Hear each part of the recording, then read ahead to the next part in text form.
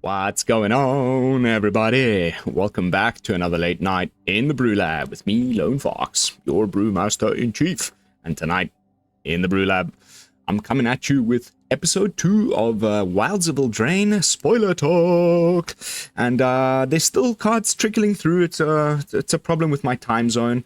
I get a lot of, for those of you who do not know this yet and are newer to the channel, I live in Indonesia, so it's +8. It's almost like, half the time I have to wait till about 1 a.m. until stuff officially happens in the States.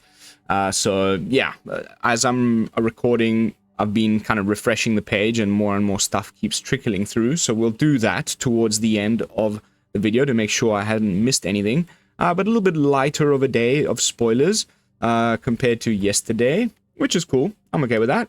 A little bit of a shortened episode. I've got some other stuff to get to, so let's just jump right into it. I have not seen any of these cards yet. I think that's what makes my spoiler talk at least a little bit more unique. I haven't gone and thought about synergies and making comparisons to previous cards. I'm just like, I open Mythic Spoiler and I look at the cards and I read them for you guys, and we can discuss in the comments.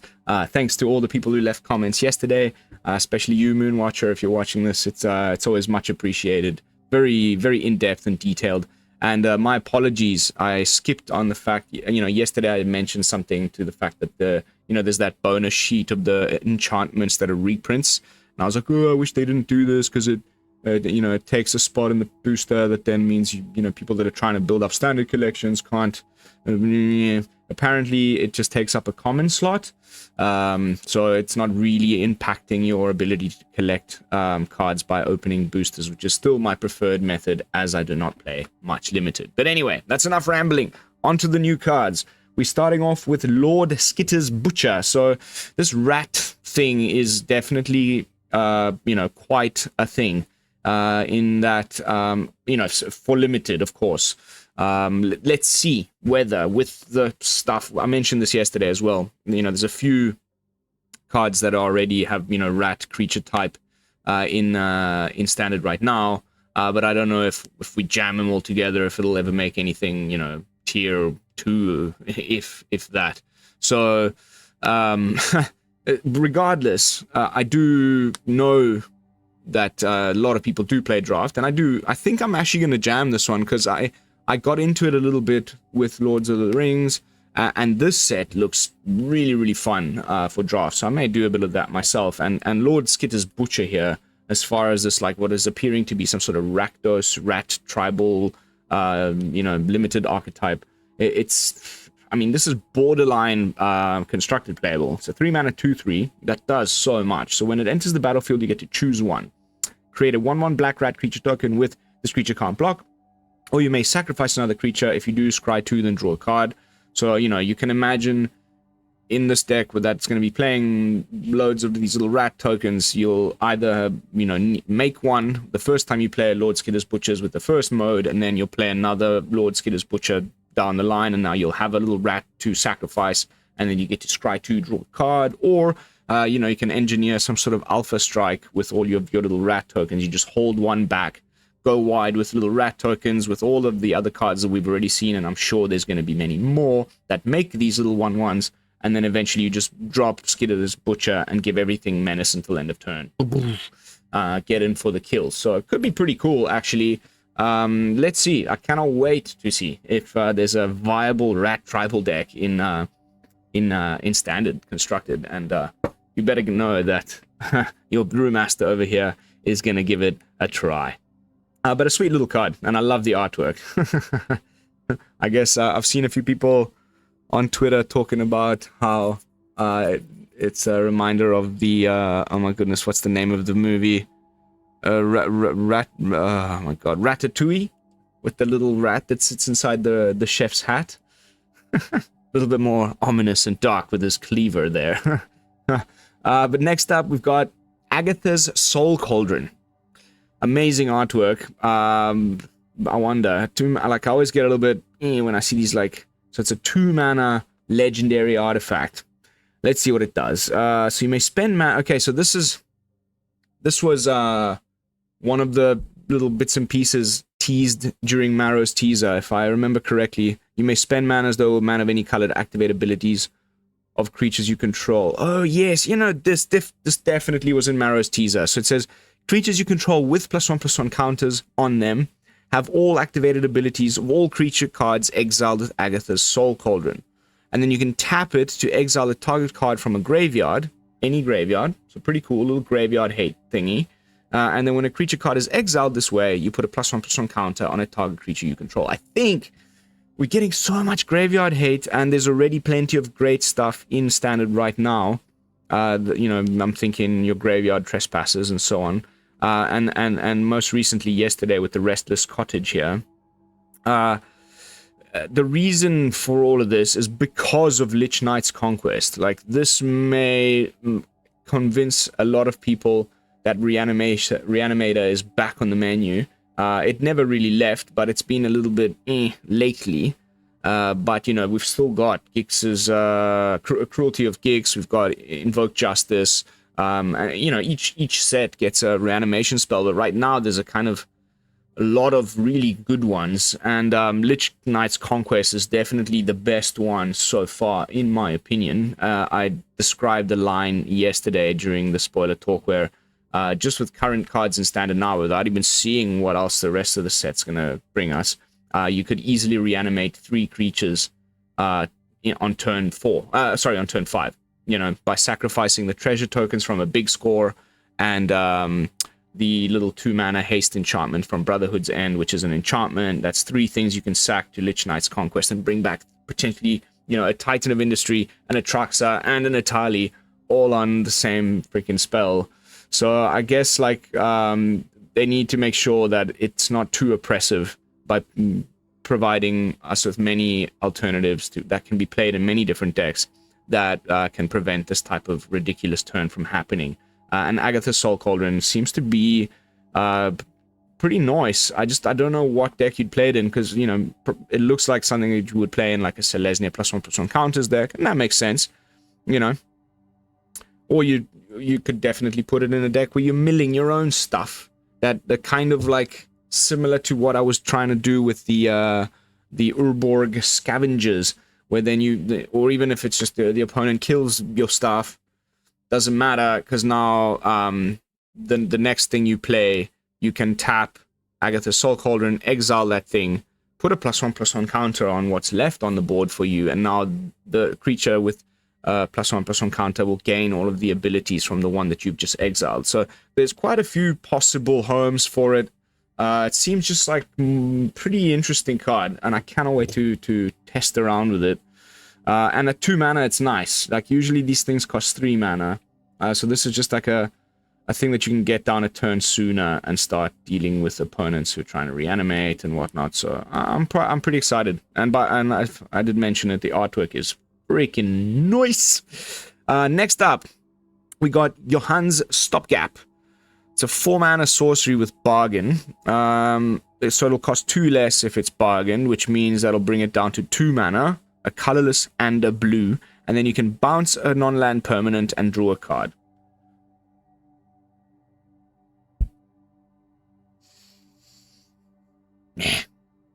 There's better options.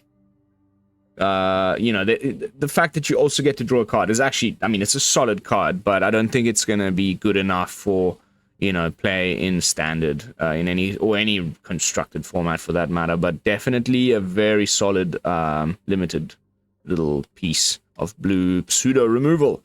Now I've had to tab into the next one because it's in some language that I cannot read. So we've got the Tattered Rat Keeper. Okay, here's another piece for the rat deck. 1 and a red for a human. That's a 2/2, and then whenever a rat you control becomes blocked, it gets +2/+0 until end of turn. That's pretty nice. You know, these rats, they're terrible, right? I mean, they're terrible. They can't block, they're just 1/1s. Reminds me very much of, I don't know, we've had a lot of, like, analogs in Standard of late. Something like your Decaying Zombies, even though they're 2/2s.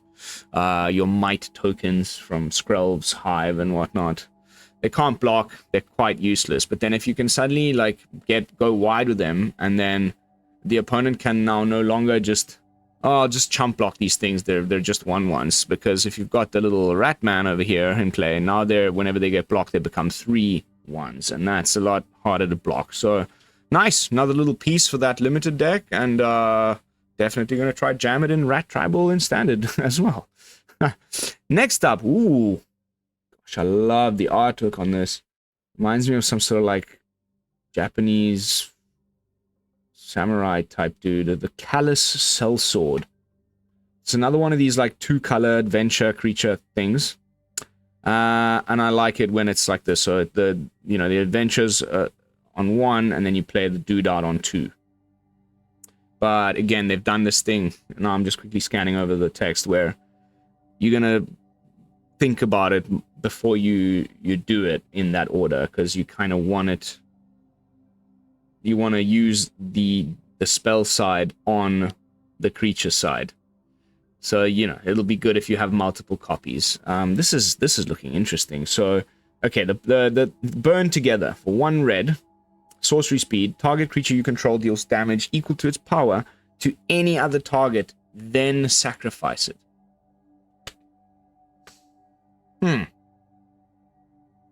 Okay. And then the creature side, Callous Sellsword enters the battlefield with a +1/+1 counter on it for each creature that died under your control this turn. I like this. I'm trying to think of a good example, like of how I would use it, but I know that I'm gonna try my best to break this little uncommon. It seems very unassuming, but there can definitely be a situation in which you not only use Burn Together on one of your creatures, deal damage to any target, then sack it. So now it's already just 1 creature that's left the battlefield, or died under your control this turn. And then you just, there's plenty of sack outlets and sack things going on right now in Standard. Plenty. I'm thinking of even just your... okay, no, you can't do it with the Urabrask's Forge, because it's end of turn, so you can't play this after the Forge token is sacrificed. But you know what I mean. There's even the new Village Rites reprint for 1 mana, sack a thing, draw 2. You've got the casualty mechanic. You're playing things like your what's his face? Why can I never remember the name of cards when I'm on camera? The 3 mana Planeswalker from Streets of New Capenna that has casualty. Think, Lone Fox, think. You know what I'm talking about. So you can engineer a turn where you have 3 creatures dying under your control on a specific turn, and then you play this guy, and it's a 2 mana 5/5, And then you might have another Callous Sellsword in your hand, and then you use Burn Together on the 5/5, and you just go face with all of this stuff. It's just like an interestingly worded kind of a fling spell. The difference is that you sacrifice the thing after, so the opponent can respond while the trigger is on the stack and kill the thing, so then you do 0 damage, which is different from other fling type effects where you first sack it, and then so the opponent can't really respond by removing the creature. But I guess that would have made it a rare. This is a sweet little card, but that's enough raving about Callous Sellsword. Definitely going to try jam this ASAP. Next up, we've got the cancel of the set. This is the 3 mana instant speed counter spell that can be reduced. The most recent version I can think of is Urtai's Scorn. Baseline is just like a cancel 3 mana counter target spell. There's just better options, right? Even if you can get the bargain, which means you need to have like invested resources the turn before to put down some sort of artifact in battlefield, so that then you can actually bargain. Then it ends up being a 2 mana counterspell, the actual counterspell. We had something recently from Kamigawa that like you could sacrifice or it was tap an artifact, and then it would only cost 2. And it never took off. It was a pretty terrible counterspell. So, I mean, some people still jam it in their, like, Urza decks with, the, artifact synergies and whatnot. But it just never really was as good as I initially thought during spoilers for that set. So, I don't think this will, like, take over from Dissipate. Dissipate's just, at least the thing's exiled. You pay the full 3, but the thing's exiled. I think that's still just a better option right now in Standard. That's still nice for Limited. You always need one of these in every format for draft to be nice for the blue mages. Next up, we got Stone Splitter Bolt. Ooh, an X-red spell at instant. I like these usually, and it's got bargain. So it does X damage to target. Oh. Damn it! Damn it! I was really hoping it would say to any target. I guess we do have Light Up the Night right now in Standard, and I'm kind of working on a is it version with Chandra, but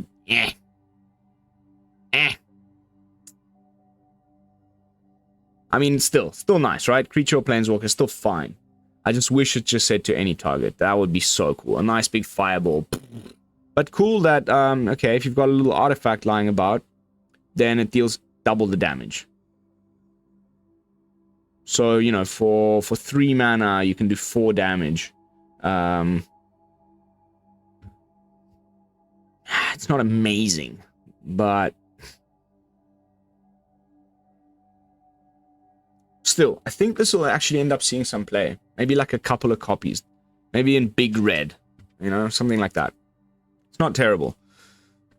I'm just trying to think if it's like I'm just putting all of the comparative things on a list there. Your Light Up the Nights, your your Play with Fire, your Light Up the Night, your well, no, that's sorcery speed. Let's talk instant speed stuff. Your Bolt, your Play with Fire, your Surge. The one that you can sacrifice an artifact and do 4 damage instead of 2. There's, I think, still just better off. Actually, we even got one yesterday.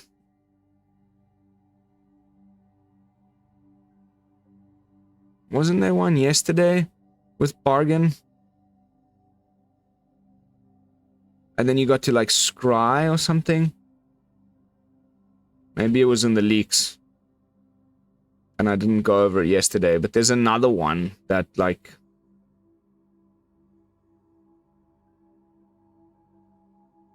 Anyway, let's not look at the leaks. Aha, here we go. Torch the Tower. I knew I'd seen it with bargain. So 2 damage to a target creature or Planeswalker again. And then if it was bargain, 3 damage, and you scry 1. And then if it dies, exile it instead. Now, we're starting to get a few of these 1 mana, instant speed, red, like, kill spells. I think this one's better than a few of them.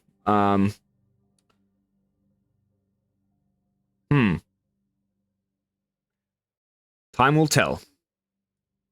In the right deck, this might actually be freaking bonkers. Alright, next up, we've got Howling Galefang.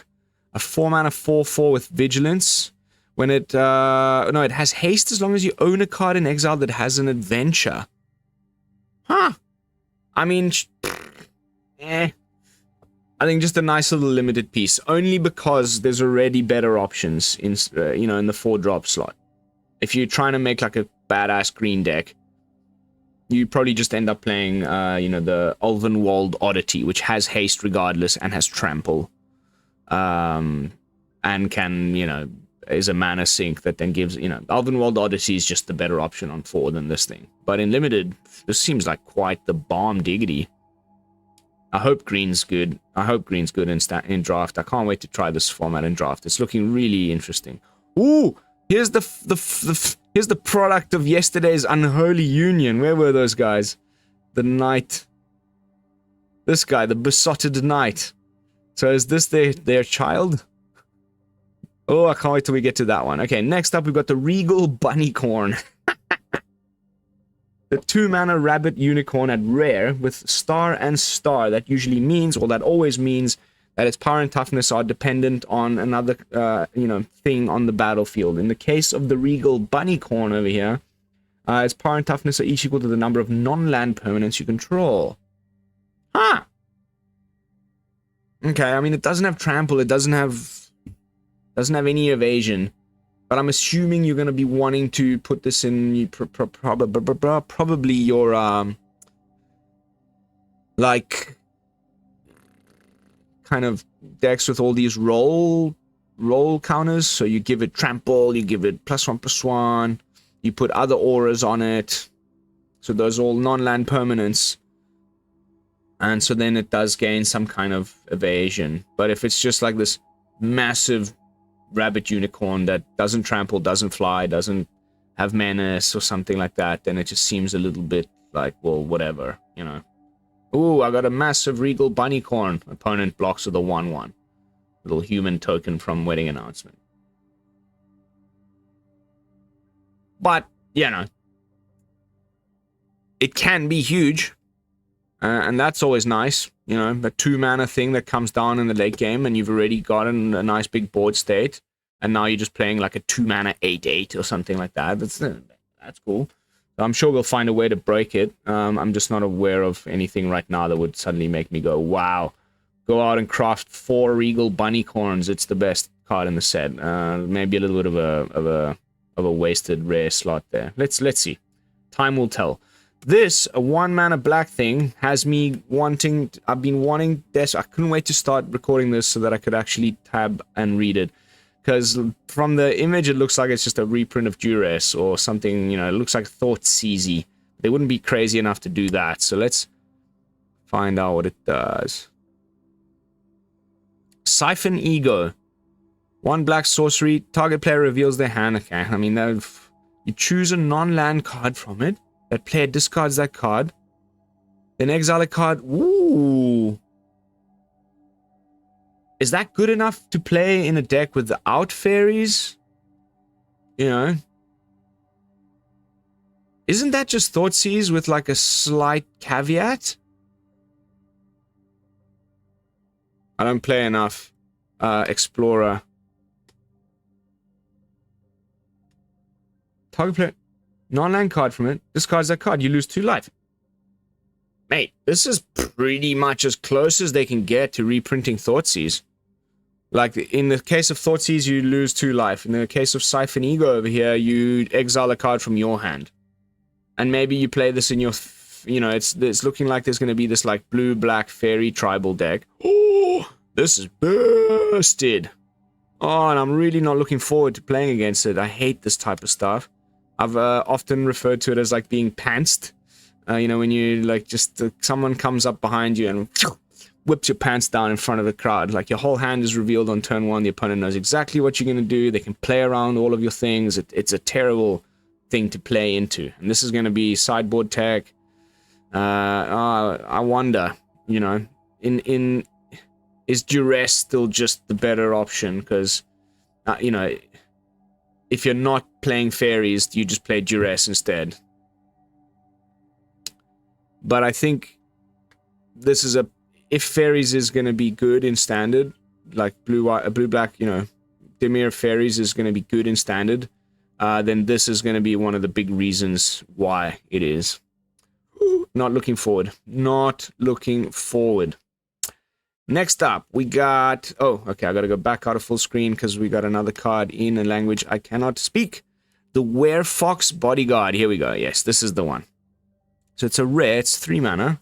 1 and 2 white for a Fox Knight with Flash. Woo! When it enters the battlefield, you may exile up to 1 target non-Fox creature until Werefox Bodyguard leaves the battlefield. And then you can pay 1 and a white, sacrifice the Bodyguard, gain 2 life.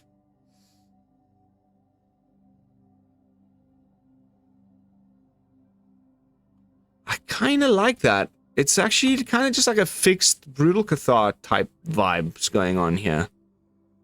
Right? Except, instead of, you know, the Brutal Cathar, on the backside, it gets the ward, pay 3 life, so the opponent's like, I don't know. Here, instead, you know, the typical thing that'll happen to a card like this, because it's a 2/2, it'll just get cut down or whatever.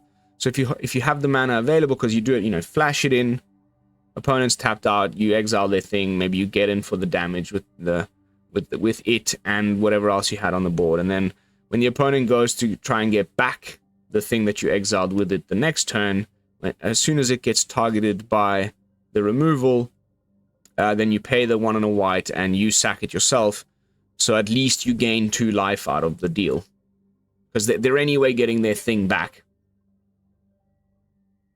I like it. I like it. Very nice. Little Brutal Cathar wannabe here, with great art and a cool little backstory with the